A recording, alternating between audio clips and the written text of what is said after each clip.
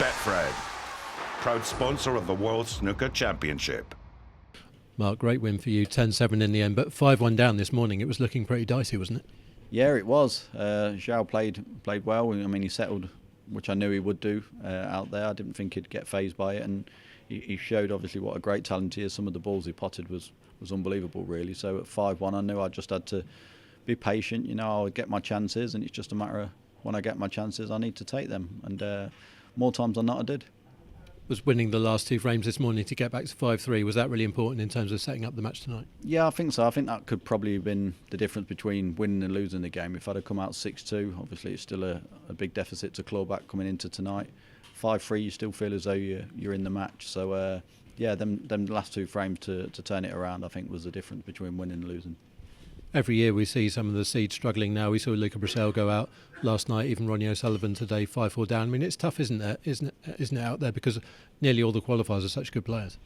Yeah, it is tough, and I think because of the way the format is now and the way the tour structure is, the way Barry's done it with a flat draw, a lot of these lower ranked players are playing the top players, probably first match in a qualifier behind closed doors. And that fear factor's sort of gone, what we had a few years ago when the top 16 was guaranteed at every venue, because the lower ranked players wasn't playing them as much. So when they did play them on TV, they seemed to freeze a little bit, but it don't seem to be the case now, which makes every match even harder. It seems like coming into this event, a lot of people are talking about Ronnie O'Sullivan, Judd Trump, Neil Robertson as the kind of three form players so far this season. But do you feel like quite happy coming under the radar coming into this one? Yeah.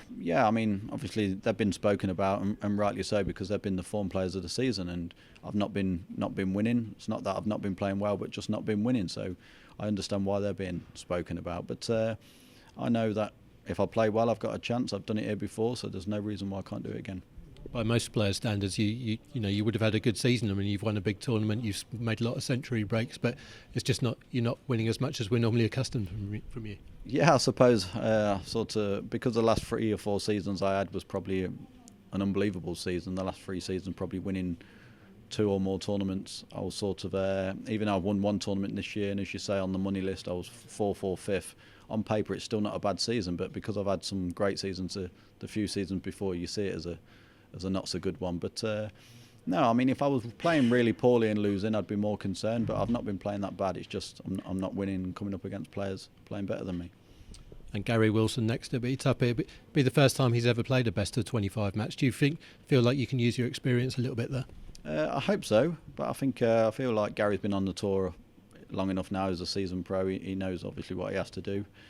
He's obviously going to get a lot of confidence winning the first round against Luca and the way he won it as well. So it's going to be another tough game, but I've got a few days off now, so I'm going to rest. I was going to go back home, but I think I'll just stay up here, rest, and watch everyone else sweat it out in the first round. Well done tonight, Mark. We'll see you in the next round. Betfred, proud sponsor of the World Snooker Championship.